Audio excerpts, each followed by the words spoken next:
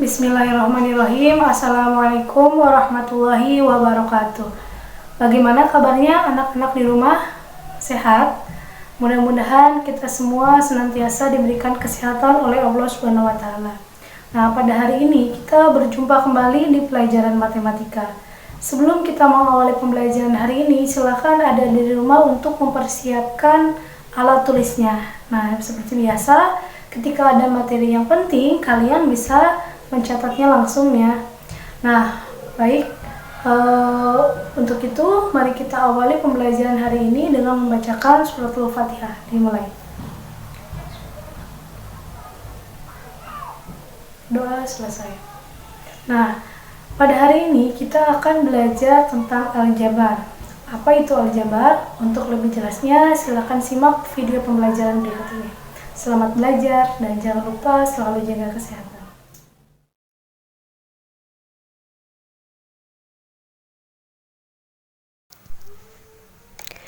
Bismillahirrahmanirrahim. Baik anak-anak, jadi pada hari ini kita akan belajar tentang bentuk aljabar dengan subbab mengenal bentuk aljabar. Nah, jadi pada hari ini kita akan belajar apa itu aljabar dan apa saja unsur yang terdapat dalam aljabar, dan kita juga akan belajar tentang konsep aljabar dalam kehidupan sehari-hari. Tidak perlu banyak-banyak. Mari kita amati video pembelajaran berikut ini. Suatu ketika terjadi percakapan antara Pak Dani dan Pak Ilham. Mereka berdua baru saja membeli buku di toko Makmur Jaya.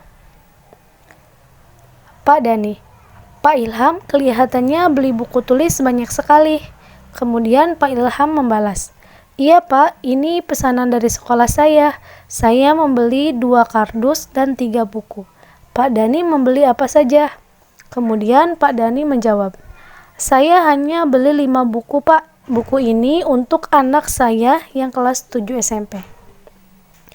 Dari percakapan kedua orang di sini, Pak Dani dan Pak Ilham, dapat kita amati bahwa Pak Dani membeli buku itu dengan bentuk satuan buku atau ada 5 buku, sedangkan Pak Ilham membeli buku itu dinyatakan dengan bentuk 2 kardus. Nah, berarti di sini ada dalam bentuk kardus dan juga ada dalam bentuk buku.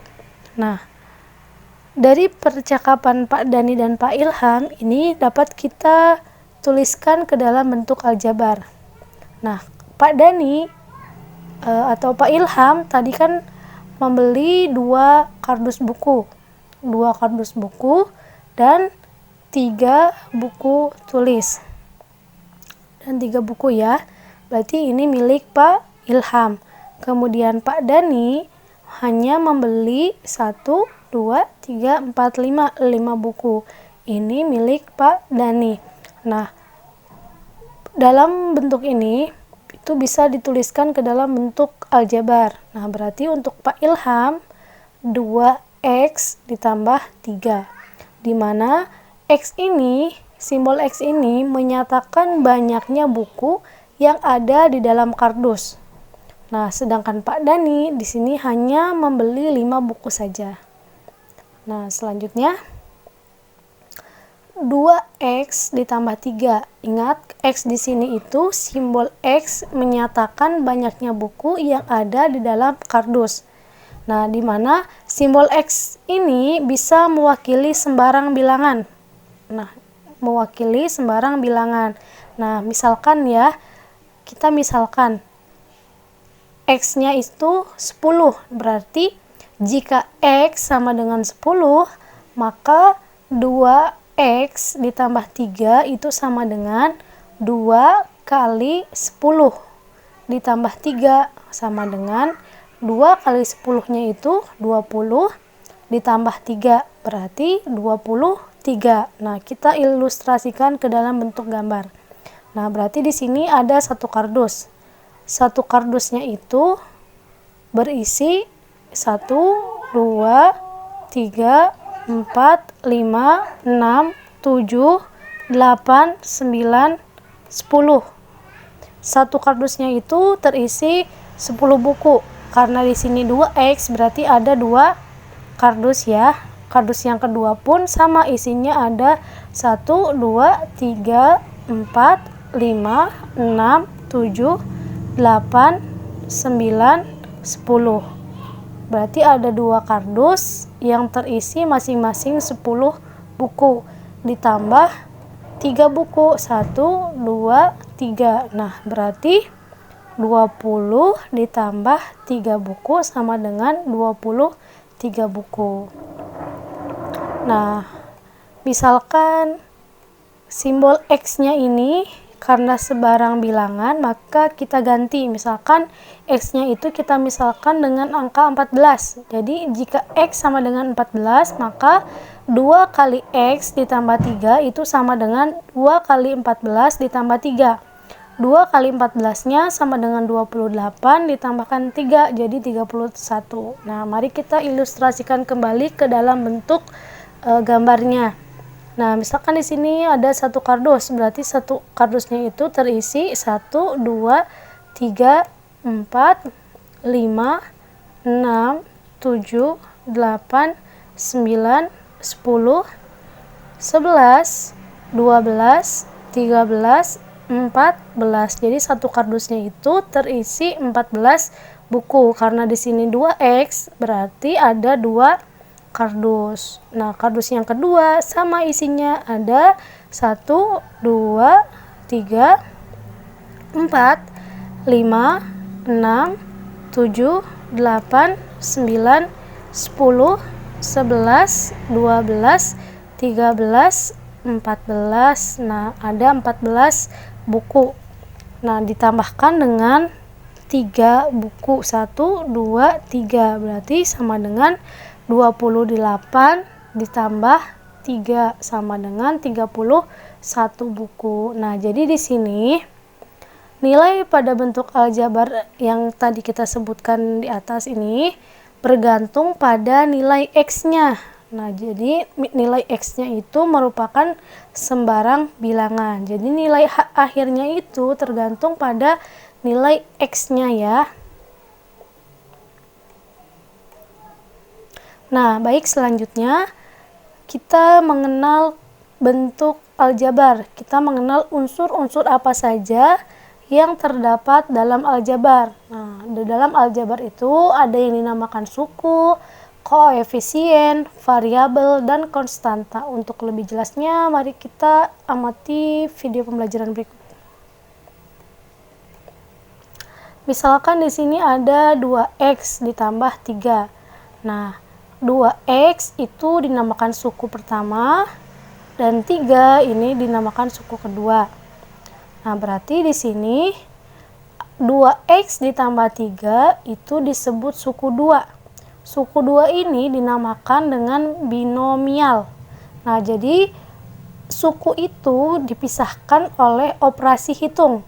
Karena di sini ada operasi hitung penjumlahan atau tambah, maka di sini ada 2 suku atau suku 2 dinamakan binomial.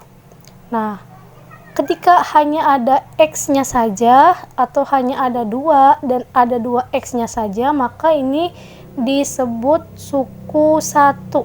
Nah, di mana suku 1 ini dinamakan juga dengan monomial. Jadi monomial itu suku 1. Jadi hanya ada 1 suku ya. Nah, terus ada juga yang dinamakan trinomial. Trinomial itu ada 3 suku. Contohnya 2x ditambah 3y ditambah 7. Di sini ada 3 suku, makanya dinamakan suku 3 atau trinomial.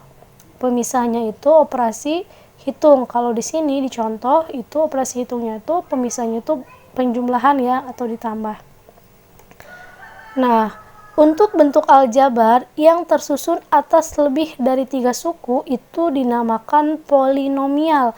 Jadi ketika sukunya itu lebih dari 3 berarti dinamakan polinomial. Nah, contohnya 4x ditambah 9 ditambah 5y ditambah 2. Di sini kan lebih dari suku 3. Ya, di sini ada suku 4. Nah, maka ini disebut dengan polinomial.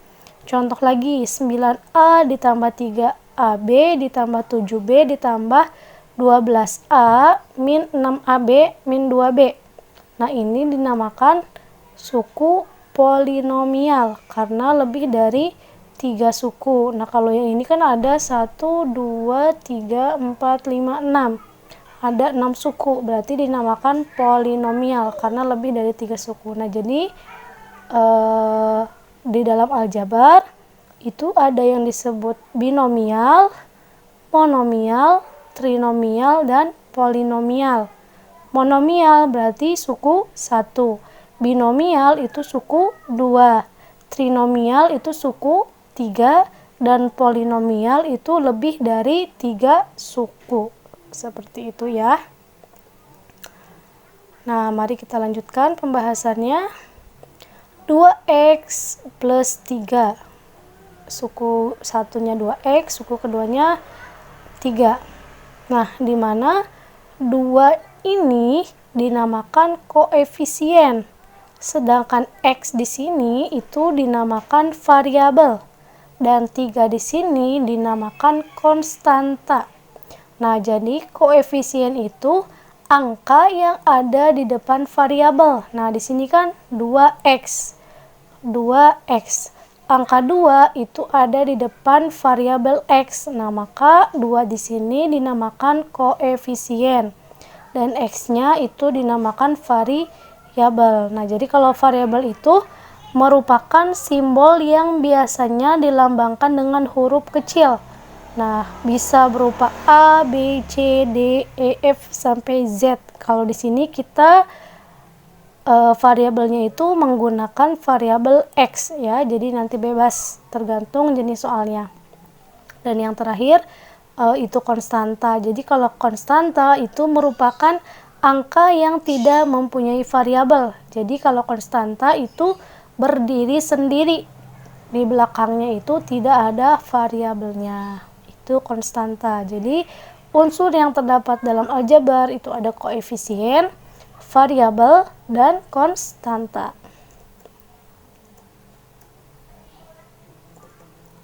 Nah, kita lanjut ke contoh soal untuk memudahkan biar lebih paham lagi. Nah, contoh soal, tentukanlah suku, koefisien, variabel, dan konstanta dari bentuk aljabar berikut ini.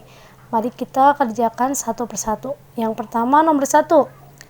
Negatif 5x. Nah, negatif 5x itu kita lihat bahwa di sini tidak ada operasi hitungnya ya. Maka negatif 5x ini disebut suku 1 atau monomial. Nah, berarti di sini negatif 5x itu disebut monomial atau suku 1. Nah, berarti yang menjadi koefisiennya itu negatif 5. Kenapa negatif 5? Karena negatif 5 itu letaknya berada di depan variabel x. Nah, berarti x di sini sebagai variabel ya. Jadi koefisiennya negatif 5 dan variabelnya variabel x, seperti itu. Mari kita lanjut ke nomor 2. 12y dikurangin 2. Nah, di sini kita lihat bahwa di sini ada operasi hitungnya ya. Operasi hitungnya itu pengurangan di sini. Nah, berarti karena ada 2 suku, maka dinamakan suku 2 atau binomial. Nah, jadi ada 2 suku ya, makanya dinamakan binomial. Nah, koefisiennya itu 12. Kenapa 12? Karena 12 itu berada tepat di depan variabel y. Dan y-nya itu kan sebagai variabel dan negatif 2 itu konstantanya. Jadi koefisiennya 12, variabelnya y, dan konstantanya itu negatif 2. Nah, untuk yang nomor 3, negatif x ditambah x pangkat 2 ditambah 5 itu disebut suku 3 karena di sini terpisahkan oleh 2 operasi hitung penjumlahan ya. Maka ini disebut suku 3 atau trinomial. Trinomial ya. Nah, jadi di sini ada 3 suku, negatif x, terus suku X pangkat 2 dan 5 di sini ya, ada 3 suku atau trinomial. Nah, untuk koefisiennya di sini kan awalnya negatif X. Ingat, kalau X itu artinya ada 1. Koefisiennya itu ada 1 karena di sini negatif X, maka koefisiennya itu negatif 1. Dan di sini X pangkat 2.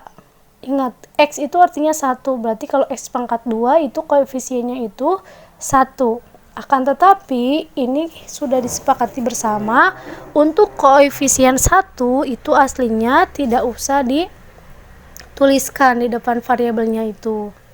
Nah, jadi di sini koefisiennya itu negatif 1 dan juga 1. Untuk variabelnya itu yang X, variabel X dan juga variabel X pangkat 2. Dan 5 di sini itu sebagai konstanta. Seperti itu ya. Nah, lanjut ke soal yang terakhir. 10x pangkat 2 negatif 2x ditambah y dikurangin 1. Ini disebut suku banyak karena sukunya itu lebih dari 3. Lebih dari 3, makanya disebut suku banyak atau polinomial. Nah, di sini 1, 2, 3, 4. Ada 4 suku ya, lebih dari 3. Berarti suku banyak atau polinomial. Nah, kita amati bersama di sini yang menjadi koefisien, berarti itu 10, negatif 2, dan juga 1. Kenapa 10? Karena 10 itu berada tepat di depan variabel X pangkat 2. Kenapa negatif 2? Karena negatif 2 itu berada tepat di depan variabel X. Dan kenapa 1? Karena 1 itu berada tepat di depan variabel Y. Ini dinamakan koefisien. Nah, Ibu tanda itu dengan warna merah. Nah, yang warna merah itu dinamakan koefisien. Nah, selanjutnya yang bertanda biru itu ada X pangkat 2, ada X dan Y. Ini dinamakan variabel. Dan yang paling ujung negatif 1 itu dinamakan konstanta. Ya, jadi hari ini kita sudah bisa membedakan mana itu suku banyak, suku 1, suku 2, suku 3, dan mana itu koefisien, mana itu variabel, dan yang mana yang dinamakan konstanta. Nah, untuk anak-anak di rumah agar lebih memahami, silakan kalian nanti pelajari lagi materinya yang ada di LKS dan kalian coba kerjakan latihan-latihannya ya yang ada di LKS. Nah, selanjutnya untuk contoh yang lainnya, di sekitar kita juga beberapa orang sering menyatakan banyak suatu benda tertentu dengan menyebutkan satuan benda tersebut. Nah, akan tetapi mereka menggunakan satuan kumpulan dari jumlah benda tersebut. Nah, misalkan karung beras, atau 1 keranjang jeruk, 1 keranjang apel, dan lain-lainnya ya. Masih banyak contoh yang lainnya. Nah, contoh yang lainnya lagi, misalkan dalam suatu kotak terdapat beberapa bola, sedangkan dalam suatu tabung terdapat beberapa jumlah yang lainnya ya. Nah, misalkan X menyatakan banyak bola dalam satu kotak dan Y ini menyatakan banyak bola dalam satu tabung. Berarti kita buat di sini ada satu kotak berbentuk kubus, misalkan ini menyatakan X dan Y-nya itu menyatakan banyak bola dalam satu tabung. Berarti di sini ada tabung, di dalamnya ada bola ya. Nah, jika kita ibaratkan 2 bola itu sama dengan 2 dan 2 tabung itu berarti Y ditambah Y atau 2Y, dan 2 kotak itu berarti X ditambah X atau 2X. Nah, maka 2X ditambah 4 berarti 2 kotak kali X ditambah 4 bola. Dan yang kedua 2X atau 2 kotak ditambah 1 tabung berarti 1Y ditambah 4 bola.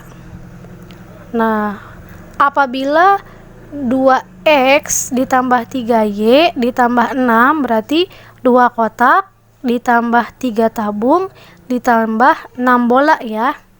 Di sini. Nah, coba kalian lengkapi. Ini kan di sini ada 3 kotak.